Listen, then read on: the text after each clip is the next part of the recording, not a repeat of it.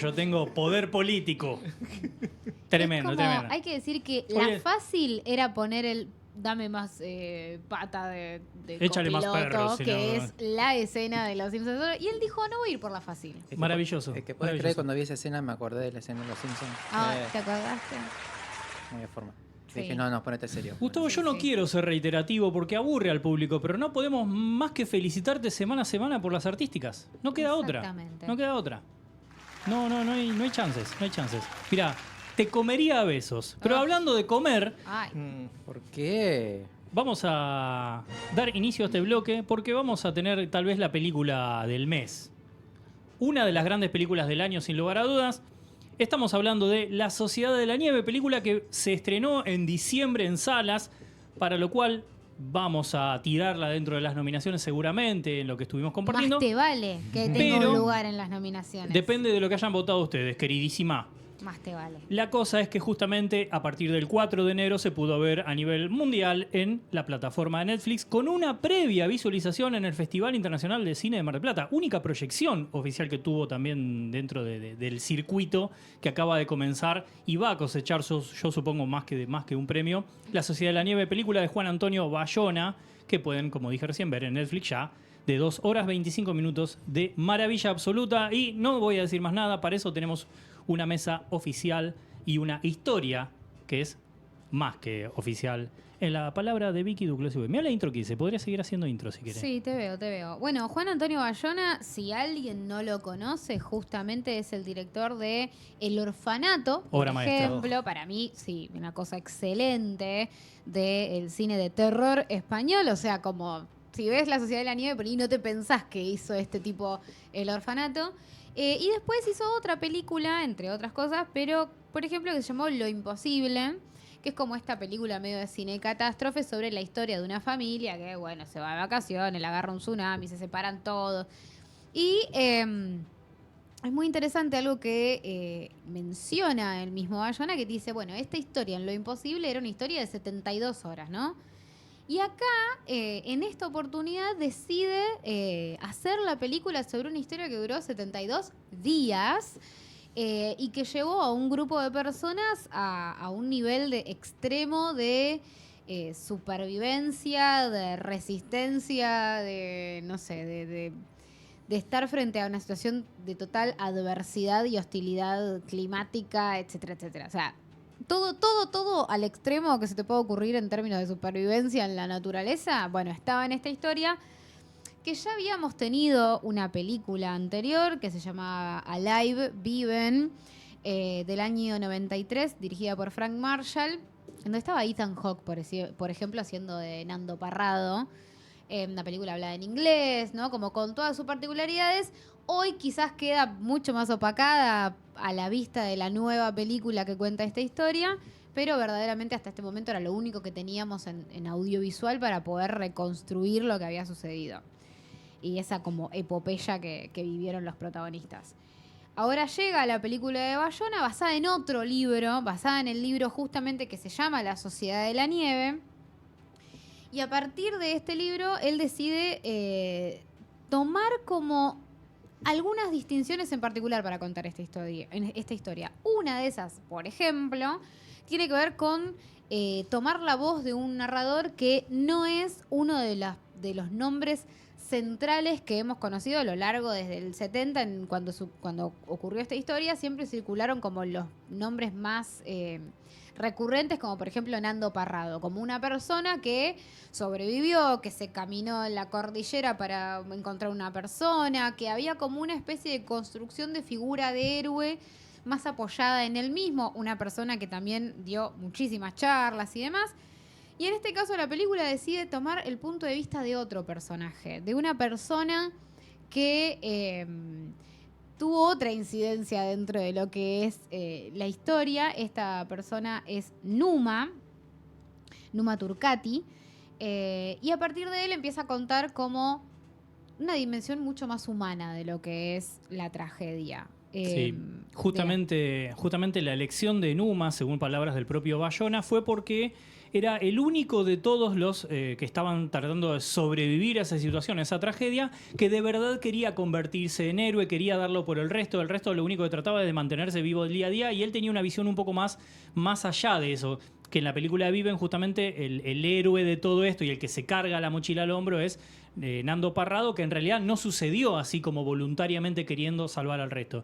Y mover el eje justamente que tomó Bayona es, por un lado, basado en el libro, tuve la oportunidad de conversar unas palabras con Bayona, él decía que estaba muy obsesionado con el libro, no podía parar de pensar mientras hacía lo imposible, en querer hacer justamente esta película. De ahí incluso, mientras hacía lo imposible, él dijo como unas palabras como que el título de Lo Imposible tiene que ver más con la Sociedad de la Nieve, con esta película, que con la propia Lo Imposible. Entonces, ahí es donde se van juntando algunas piecitas como para tener una historia que me parece que no está bueno compararla con Viven. El chiste manda José un mensaje que dice, la remake de Viven, no es una remake. Creo que no está bueno compararla, pero sin lugar a dudas, entre dos versiones de una historia, esta es ampliamente superior y aborda un montón de otras cosas que la otra, por un contexto, por un momento de la historia, porque era otra industria, la otra está pensada desde Yanquilandia, era muy diferente. Bueno, esta película básicamente filmó acá, filmó en Uruguay, filmó en el lugar en el que sucedieron los hechos y también filmó en Europa, pero digamos con una concepción de tener actores uruguayos, de tener inclusive algunos actores argentinos, pero que suene todo uruguayo, ¿no? Que sea una película que hable de forma local también de lo que estaba pasando, no tampoco espectacularizarlo y disociarlo de todo su contexto. Bueno, eso también le trajo problemas porque cada vez se dificultaba más hacer la película, porque él decía, bueno, quiero que se hable en uruguayo, listo, te bajamos el presupuesto. Decía, bueno, quiero filmarla en el lugar de la tragedia de Mendoza, no filmarla acá.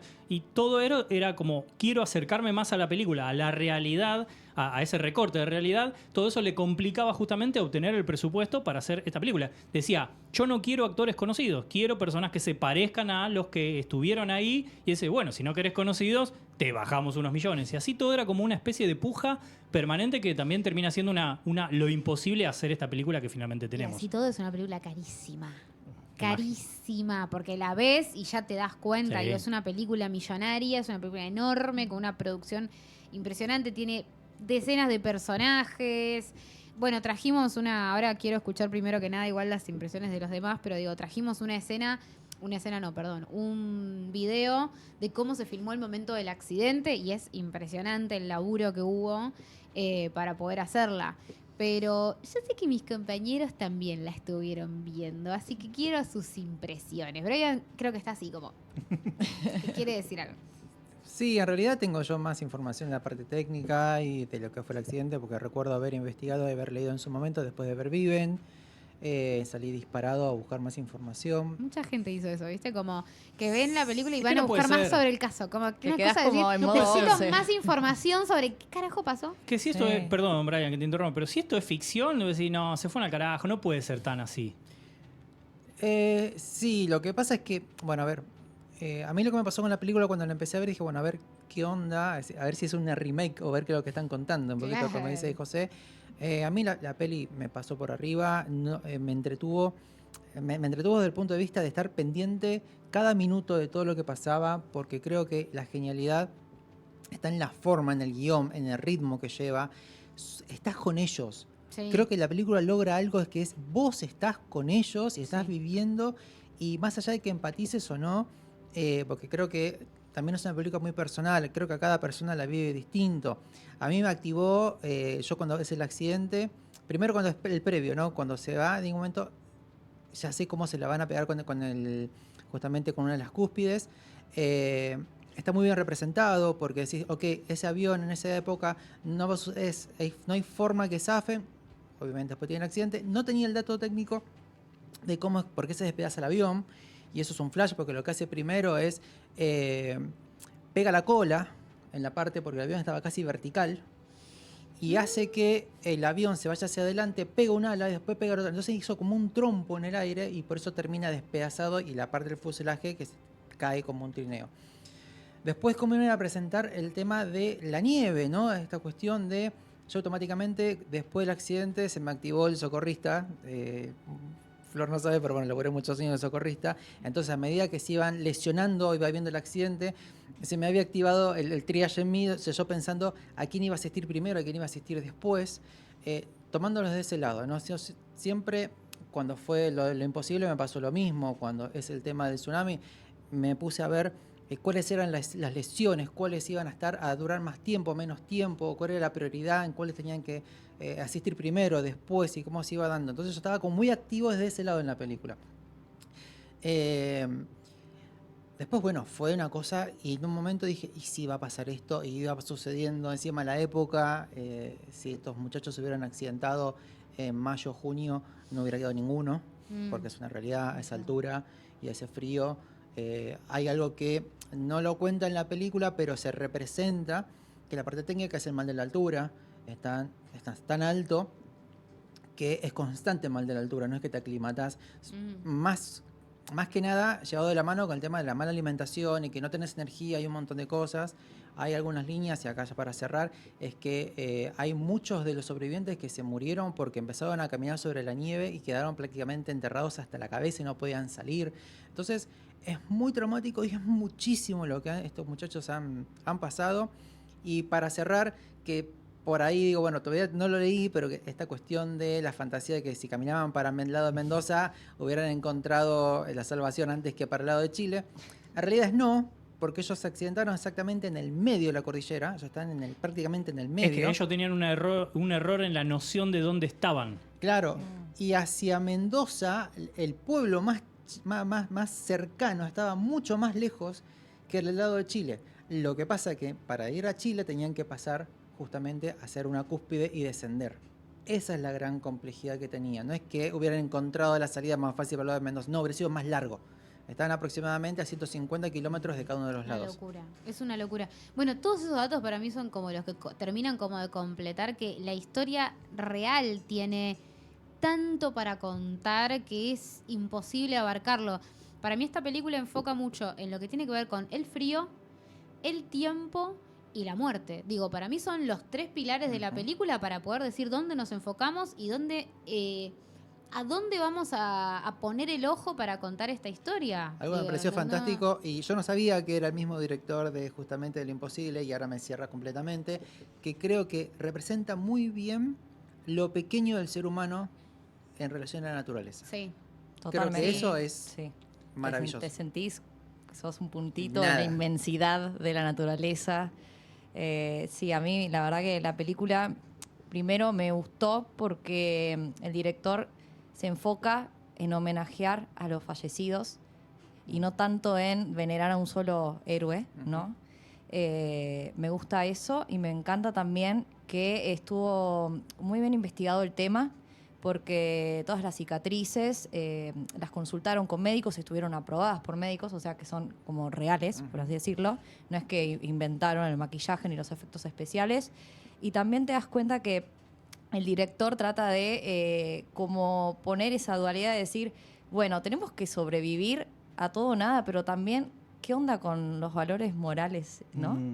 Que nos impone la sociedad, de tener que llegar al punto del canibalismo y más con gente que ellos querían, porque eran sus compañeros. Y además, como dice Flor, también lo plantea la película desde los distintos puntos de vista. Sí. Filosófico, moral, religioso, social, todo un montón de cosas que lo plantean y cada uno en su lugar. Sí, despierta el debate sin lugar a dudas. Me parece que hay algo que es interesante, que es como, estás muy lejos de la sociedad en ese momento, digo, estás como en la naturaleza pura y se supone que no rigen esas reglas, pero al mismo tiempo, si no te aferrás a mínimo un par de reglas sociales, ¿cómo volvés después? O con qué esperanza pensás en reinsertarte otra vez en la vida, ¿no? Y todo eso en la cabeza. Es que va un poquito más allá, va con un tema de la cordura. Claro. Porque a veces que es tan fuerte, estamos hablando de los 70, la moralidad que existía en esos años es completamente lejana a lo que vivimos hoy. Pasaron 50 años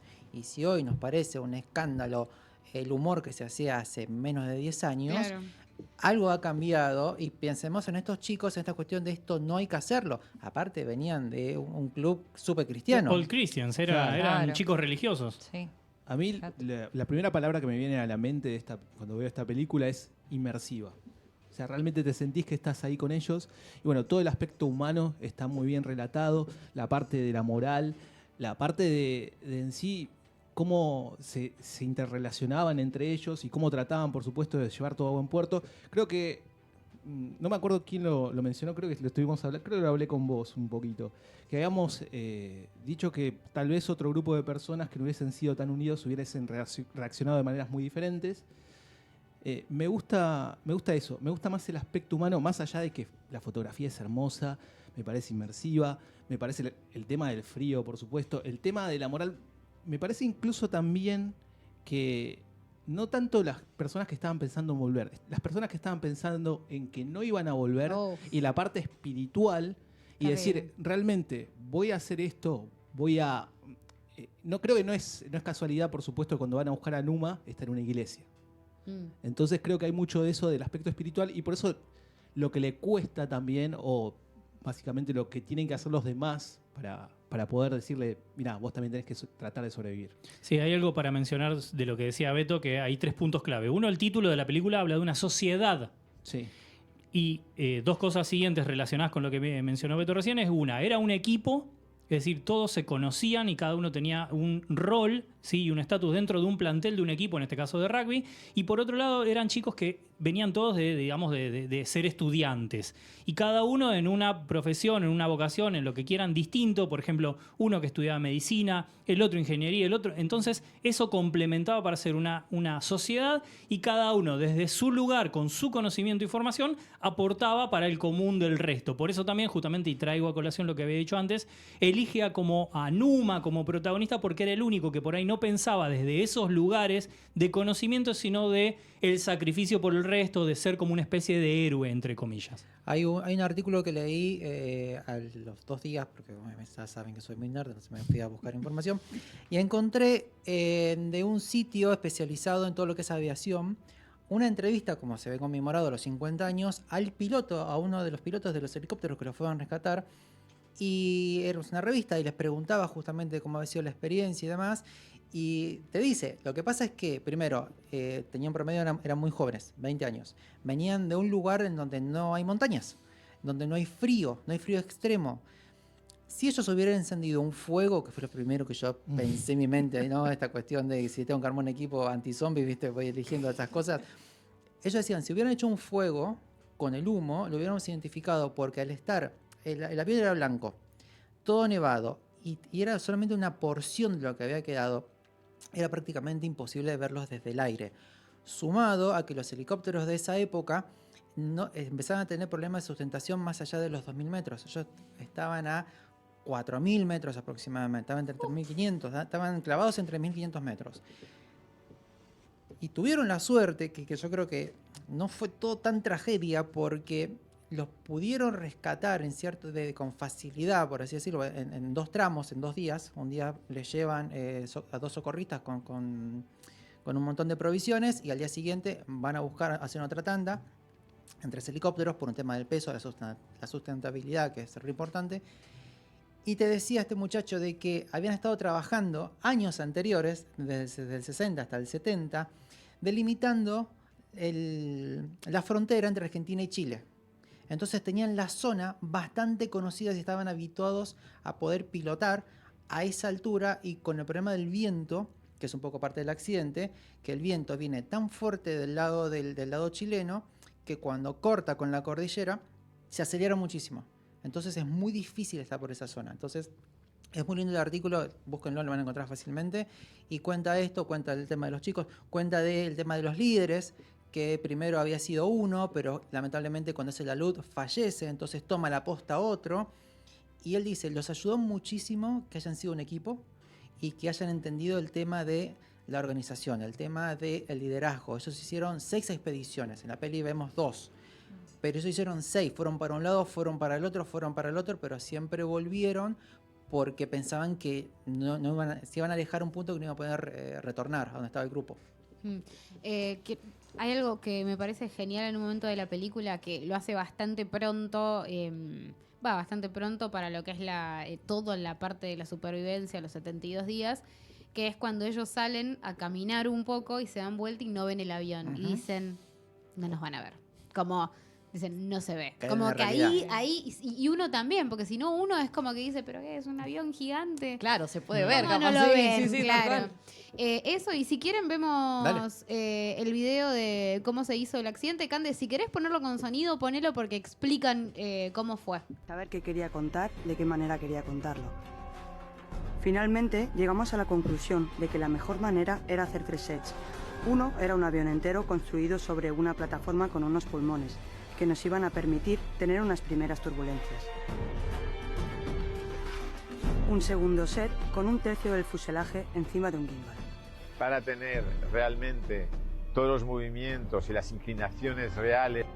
Por debajo de las nubes y está la pared misma, mirad, está aquí el Pancho, la pared misma está ahí, os vais a estrellar, los botones rugen, se mueve vertical el avión, se mueve vertical, parece que va a explotar el botón. Los trabajos con cable han cogido muchísima importancia. Tenemos que intentar darle todo lo que podamos físicamente. Sale el primer asiento, automáticamente Antonio levanta a Álvaro. En el momento que veas a Álvaro levantado, ¡pum!, tirón. En el tercer set construimos una pared del avión con 5 filas de asientos a ras de suelo para poder filmar los detalles del momento más fuerte del impacto, estando muy cerca de la acción real. Ahí va. Bueno, por lo Lo, menos. lo de los poco. asientos es No, increíble. Me parece. Ya todo es increíble, esa pero escena, si hay sí. que destacar algo de todo eso, es lo de los asientos es un laburo magnífico. Lo que yo te digo, a mí me activó todo eso y yo empecé a sacar cuentas y cuántos iban a quedar y qué sé yo. Y creo que eso es, más allá de la locura mía, y que creo que cualquier socorrista o bombero puede pasar lo mismo, es lo bien que está representado. Es cómo está contada la historia. Enorme, Sí. enorme. Bueno, la verdad el trabajo fue increíble. Quiero agregar algo que es cuando decíamos que era una película enorme, también hay que decir que, por ejemplo, dentro del equipo de lo que son los asistentes de dirección y directores de segunda unidad, que son como esos directores a los que se le encarga algunas escenas o demás, hay decenas de personas solamente en esa área. Y una de esas personas es justamente Alejandro Fadel, un director de cine argentino, mendocino, que hizo Muere, monstruo, muere.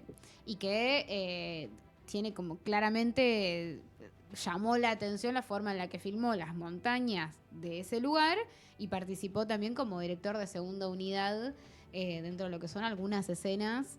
Y si alguien quiere, estuvo en Cine Continuado hace algunas semanas. Hizo el cierre del año en cine continuo Sí. tranqui. ¿El cierre del año fue con Ale o fue con, Sí, con Alejandro Fadel. con Calori? Ojo, O inicio de año. No, fue con Fadel, me parece. Sí. Bueno, Fue justo antes del 31. Sí, porque bueno, estuvo entonces- supervisando Beto. Sí. estuvo supervisando Sí, sí, Beto, sí. es Y verdad. ya que lo mencionás a José Tripodero, le mandamos un abrazo enorme. Dice, el momento de la pilada de asientos no lo puedo volver a ver. Tremendo laburo de sonido también ahí. Ujú. Y debería ganar un Oscar a mejores efectos visuales. Sí. Confirma que fue con Ale Fadel el cierre de año y yo les recomiendo que vayan a ver esa entrevista porque habla un poco de la cuestión. Tremendo, tremendo. Bueno, No sé si les queda algo por mencionar en el tintero. Solo tiro un Solamente- datito de no, color. Yo solo tiro un datito de color, Vicky. Vos haces lo que quieras. dale. La payada es una improvisación. Sí, me enteré. Pero yo les quería preguntar, del 1 al 10, ¿cuánto se les activó el llorómetro con la película? Como para cerrar. 10. Sí, ¿no? Sí, re. 10.1. Yo no lloro con esas películas, pero sí. Yo no, ¿Vos lloraste? No. Yo no lloré, pero ¿sabes por qué?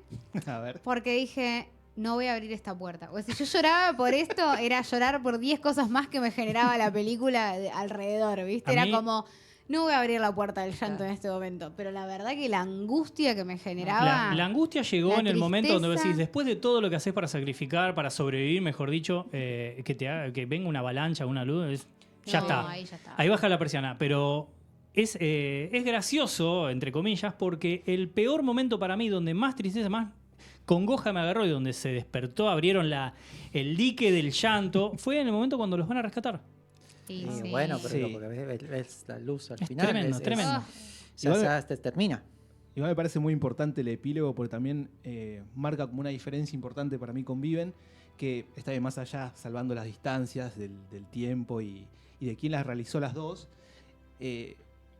Digamos que iba más por la épica Viven, y acá resaltan en ese epílogo la parte humana y el hecho también no solamente de cómo vivieron ellos, sino cómo los recibieron. Y me parece como que es muy importante la película. Y una cosita más de ese momento que para mí tiene que ver con la debilidad, porque hay algo de la construcción de ellos en ese contexto en donde vos, por ejemplo, no sé, algunos los ves más fuertes, a los que están heridos los ves más débiles, pero dentro como del contexto de supervivencia. Cuando vos ves el momento del rescate, los ves a ellos en relación con otras personas y decís, no, o sea, estaban destruidos. Toda esa parte de el cuerpo de un deportista, por ejemplo, que podría haber resistido, ya estaba, había desaparecido todo eso. Datito así para cerrar de mi parte, me voló la cabeza la representación de las escenas con el registro fotográfico que hay. Sí. Es sublime lo que han hecho estos muchachos. Idéntico. Sí. Y muy bueno el casting también, iguales. Sí, tremendo. Actores. Sí, hay una gran decisión. La verdad que sí. Bueno, ¿algo más que alguien quiera aportar, agregar? Candela, ¿tenés ganas de hablar? No puede. Ella no puede. La supera. Está totalmente interpelada por esta película. Bueno, una Así cosita, que... y cerramos, ya vayan pensando el dictamen. Va a ser más obvio, esto va a ser más unánime, me parece. Es que justamente algo que habló Bayona en una entrevista era que quería, no con escena, porque no era necesario, pero demostrar un poquito toda esa presión de gente, de periodismo y demás. Conferencia de prensa, esto pasó, le dicen a uno de los sobrevivientes, bueno, y pensás en reunirte con tu familia, pensás, el periodista le preguntaba, le pinchaba, y la persona, bueno, hasta llega un punto, le dicen, no va a responder eso porque la familia de él murió en el accidente. Bueno, listo, ok, era lo único que quería. Testimonio de decir esas palabras y siguió con otra pregunta a otro. Esa fuerza, esa crueldad también a veces de la prensa está representada, no es necesario hacer una escena con eso, sino con esos planos de segundos nomás, creo que marca un poco es que es lo mismo ese otro mundo que también a veces es más cruel incluso que esa supervivencia. Pero es lo que criticamos todo el tiempo con el tema de la mala prensa, como fue en su momento que hablaban de canibalismo. Técnicamente, chicos, esto no es canibalismo. Técnicamente no lo es, pero claro, vende más. Totalmente. Sí, última cosa, si prestan atención, están los sobrevivientes dentro de la película haciendo participaciones en escenas en donde ellos están cerca de quienes los interpretan, lo cual me parece maravilloso. Tipo, no sé, hay un momento en el que Nando Parrado le abre la puerta a quien interpreta a Nando Parrado y a quienes interpretan a su mamá y a su hermana. Nada, una cosa que me parece como muy linda y ellos formaron parte de todo el proceso. Así que, nada, mucho más para decir. Estuve charlando hace 10 años con uno, no sé si era Canesa o Parrado, y ahora no me acuerdo con cuál. Yo me muero por escuchar. Por favor, no puedo ser tan boludo. Bueno, veredicto, dictamen. 5 estrellas, tomen acá, les doy todo lo que quieran. Sí, yo creo que 5 estrellas. 5 y mención especial. Sí, olvídate. Si no lo pusiste en ninguna terna... Eso votaron ustedes en las categorías de los premios Bielo. Quedará más adelante. Ahora respiramos profundo porque aún hay contenidos. Buenas tardes, buenas noches, ante todo. Vamos a ver qué pasa del otro lado. Buenas tardes, buenas